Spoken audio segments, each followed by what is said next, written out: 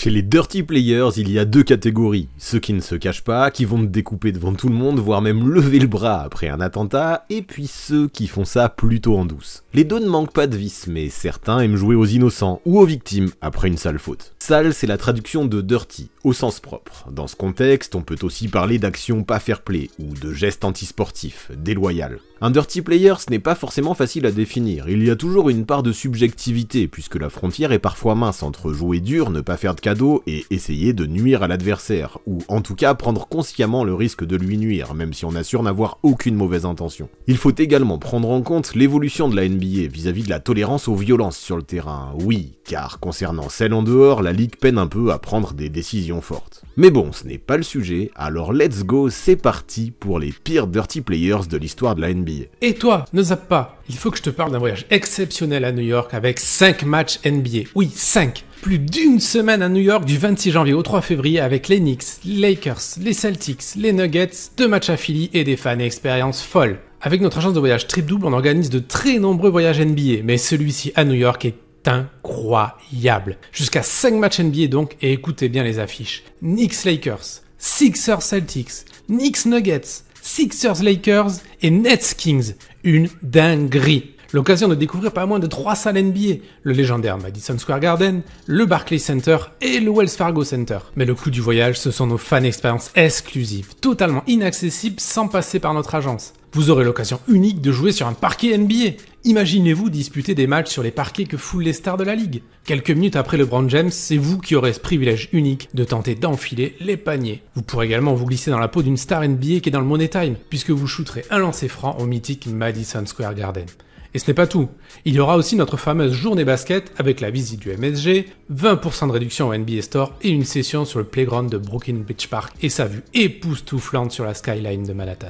Puis bien sûr, vous aurez du temps libre pour découvrir Big Apple, monter à l'Empire State Building, arpenter Central Park, vous rendre au pied de la Statue de la Liberté ou encore vous enfiler les meilleurs burgers de la ville.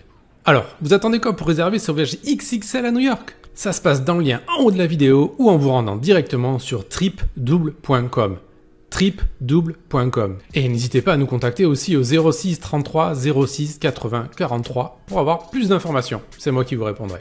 Allez, je vous donne rendez-vous à New York du 26 janvier au 3 février. Et on va commencer par un joueur actif, Joel Embiid. Ça en étonnera peut-être certains, mais si vous ne vous contentez pas de regarder les highlights, vous savez que le MVP 2023 se montre régulièrement dangereux pour ses pairs lorsqu'il est sur le parquet. Et ce, même s'il est spécialiste du « Hein, quoi ? Je n'ai rien fait » et même s'il ose déclarer que ce sont les autres qui cherchent à le blesser. Ces dernières années pourtant, on l'a vu en vrac pousser Westbrook dans le dos alors qu'il était déjà en train de tomber après une faute, attraper Mitchell Robinson par les deux jambes et le tirer par terre alors qu'il était en l'air, plonger la tête la première en mode plaquage de rugby dans le genou de John Collins, mettre un coup de genou dans les parties intimes d'Hartenstein, marcher sur la tête de Grant Williams, sur le tibia de Josh Hart, faire un croche-pied à Damian Lee, envoyer une baffe et un coude au visage de Brunson, mettre un tampon épaule en avant dans la poitrine d'un Giannis lancé en contre-attaque, assommer Jarrett Allen avec son coude sur un spin move, envoyer un coup de pied vers l'entrejambe de Claxton après s'être pris un dunk sur la tête, laisser tomber ses fesses sur la cheville d'Ariza, tirer sur l'épaule de Smart, retomber à deux mains sur la tête et les épaules de Sabonis après une feinte, étaler sa main sur le visage de Scottie Barnes en guise de défense, mettre un tampon à Chris Boucher au rebond ou encore envoyer son coude au visage de Dwight Powell en préparation pour les JO. Embiid en fait c'est un peu Dr Jekyll et Mr Hyde, jubilation et raillerie quand ça va dans son sens, bouderie, supplément je fais la moue quand ce n'est pas le cas. Et pourtant qu'est-ce qu'il déborde de talent, on veut juste te voir jouer au basket mec. Même chose pour Draymond Green, le spécialiste actuel le plus connu dans le domaine des dirty plays sur le terrain. Ses pétages de plomb dangereux font légion, le coup de pied c'est un peu son signature move. L'un de ses faits d'armes les plus connus c'est son kick asséné dans les parties intimes de Steven Adams durant les playoffs 2016, un geste qui lui a porté préjudice durant les finales avec une suspension pour le Game 5 suite à une altercation avec LeBron en raison d'une trop grosse accumulation de fautes flagrantes en playoff. James Harden, lui, a pris son pied sur la tête en 2016 quand il jouait encore aux Rockets. Coup de pied aussi pour Marquise Chris, mais dans la main en 2016 également. Green a aussi arraché le bras de Kawhi en l'air sur un drive, collé plusieurs fois ses doigts dans les yeux de LeBron et signé un close-out ninja sur Austin Rivers. Mais c'est entre 2022 et 2023 qu'il a vraiment atteint le summum de la perte de contrôle entre son coup de poing à Jordan Poole à l'entraînement avant le début de saison, une suspension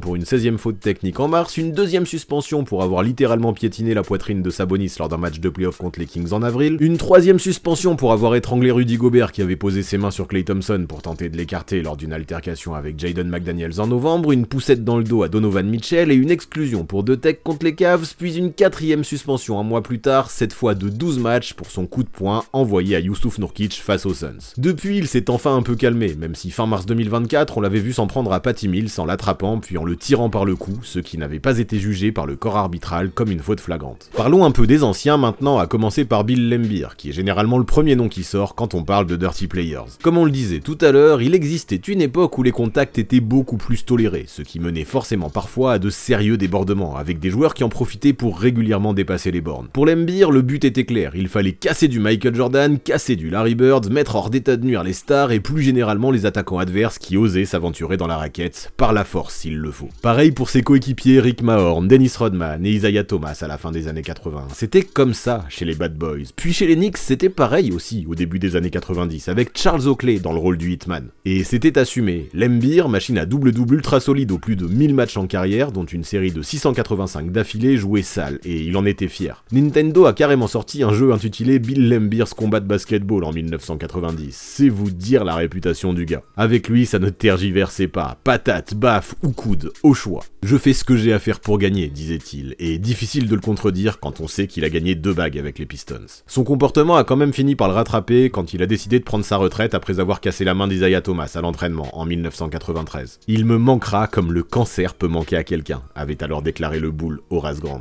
Bruce Bowen, lui, n'était pas connu pour ses coups de poing ou ses plaquages, mais surtout pour laisser traîner ses pieds sous ceux de ses adversaires directs lorsque ces derniers prenaient un jump shot.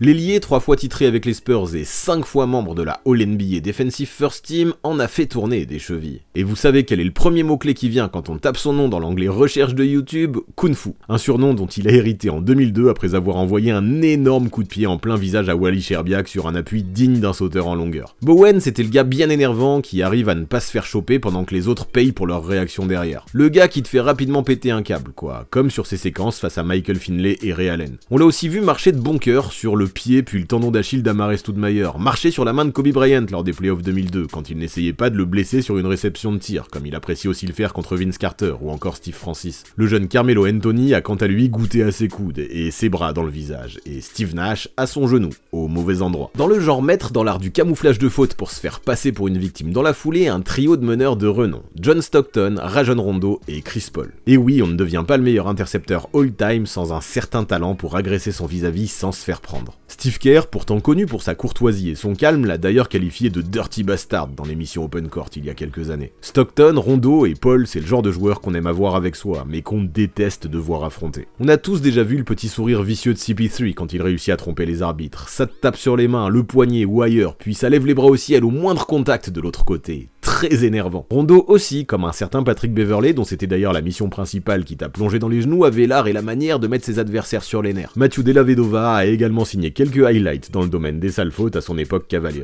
Reggie Miller, de son côté, était connu pour étendre ses jambes vers son défenseur sur ses jump shots afin d'obtenir le coup de sifflet alors que c'était lui qui initiait le contact. Depuis 2012, les arbitres sont particulièrement attentifs à ce geste, notamment désormais sanctionné d'une faute offensive. Sa réputation de dirty player, Grayson Allen la traîne lui depuis bien longtemps. Avec Duke, il s'est fait connaître pour être le gars qui met de grosses balayettes à ses adversaires. Et depuis son arrivée en NBA, ça ne s'est pas arrangé, entre ses différents attentats sur Alex Caruso, De'Aaron Fox ou plus récemment Gershon Yabusele, à qui il a mis un coup de genou dans le cou après une feinte du français sous le panier. Autre joueur à essayer d'éviter d'avoir derrière soi quand on est seul en contre-attaque, DeMar DeRozan. Une grosse baffe dans la tronche de Jordan Clarkson, un gros tampon sur Bojan Bogdanovic et sa très vilaine faute sur Koulibaly qui avait coûté aux Français une fracture du poignet en fin de saison dernière font partie de son palmarès. Dillon Brooks aussi est prêt à tout pour arriver à ses fins, vous le savez. Souvenez-vous de son attentat sur Gary Payton II. Le Rocket et DeRozan s'étaient d'ailleurs bien embrouillés après une faute du Bull sur Jalen Green l'année dernière. Revenons-en un peu aux big men chez qui il y a encore du client. Dikembe Mutombo par exemple, un super mec adorable en dehors du parquet mais qui a causé de nombreuses blessures à ses adversaires au fil des années. ESPN en avait même fait une liste officielle, 25 joueurs blessés par le Congolais. On ne va pas vous la faire en entier, mais Mutombo a tout de même 5 nez cassés à son actif. Avec ses coups de bien aiguisés, il a aussi fracturé une pommette à LeBron le jour même de l'anniversaire l'anniversaire de la star des Cavs en décembre 2004, ou encore fait saigner du nez Michael Jordan à l'occasion d'un match de pré-saison en 1996. Autres spécialistes des coups qui ressortent, Karl Malone et Dwight Howard, avec option grosse paluche qui te retombe malencontreusement dans la tronche pour l'ancien du Magic. Kevin Garnett n'hésitait pas non plus à mettre des coups au mauvais endroit pour prendre une position favorable et aboyer beaucoup sur ses adversaires, un peu comme Rashid Wallace. D'autres joueurs comme Kurt Thomas, Zaza Pachulia et Kenyon Martin avaient aussi une réputation de dirty players. Pachulia, à l'instar de pas mal de joueurs cités aujourd'hui, a des compiles complètes de ses dirty plays dispo sur YouTube, avec bien sûr son fameux pied lancé sous Kawhi Leonard en 2017. Plus récemment, Isaiah Stewart n'est pas ce qu'on appellerait un enfant de cœur. Son tirage de maillot sur un Giannis en l'air nous l'a rappelé il y a peu, tout comme Marcus Morris qui compte parmi ses victimes Luka Doncic, Jeremy Sohan, DeMarcus Cousins et Justin Anderson. Son frère Markieff, lui, s'est fait mettre KO par Nikola Jokic après un tampon pas du tout apprécié par le Serbe, peu de temps après une remise en jeu, il y a 3 ans de cela. Giannis a aussi parfois une fâcheuse tendance à laisser traîner ses pieds ou ses bras au mauvais endroit. Kelly Olynyk également se fait souvent remarquer par ses dirty plays en tout genre. Sa spécialité, le déboîtage d'épaule, pas beau à voir. Il a fait le coup à Kevin Love, puis plus tard à Robin Lopez, et il s'est aussi montré très dangereux en venant couper les jambes à Siakam sur un rebond, en enfonçant Oubre Jr. sur un écran ou en écartant LeBron d'un bras sur le visage il y a 2 ans. Ron Artest n'était pas réputé comme le joueur le plus stable mentalement sur le terrain, et ses pétages de câbles pouvaient vraiment faire peur. Il fait partie de ces joueurs qui ont dans leur historique au moins une action où on se dit mais il aurait pu le tuer. Pensez aussi à Andrew Bynum sur JJ Barea, Kermit Washington sur Rudy Tomjanovic, PJ Brown sur Charlie Ward ou Bobby Portis sur KCP. Et n'oublions pas Ron Artest donc sur James Harden, un coup de coude digne d'une cage de MMA qui heureusement n'a pas eu de graves conséquences pour Harden, resté indemne. À leur époque, Scottie Pippen et Michael Jordan n'étaient pas non plus les derniers pour mettre des coups ou des gifles ici et là afin de reprendre le meilleur sur un adversaire. Même chose pour Kobe, Dwayne Wade ou Paul Pierce. Parmi les autres joueurs qu'on aurait pu citer, on retrouve aussi Danny Ainge, J.R. Smith, Matt Barnes, Reggie Evans, Raja Bell, Dante Jones ou encore Frank Brickowski, joueur des Sonics en 1996. Et puis il manque probablement à la liste tout plein de sombres joueurs des années 50, 60 ou 70, mais on ne les a pas vus à l'œuvre et les archives sont bien plus difficiles à trouver. Des brutes, il y en avait aussi en ABA. D'ailleurs, pour finir, n'hésitez pas à aller voir notre vidéo Le pire de l'histoire de la ABA, si ça vous intéresse. Vous allez voir, il y a du très lourd en termes de dirty plays et de conneries en dehors ou sur le terrain. Avant de partir, abonnez-vous à la chaîne de Basket Info, mais aussi à celle du 6ème homme pour avoir 2 visions complémentaires de la NBA. Les dernières vidéos mises en ligne apparaissent sous vos yeux.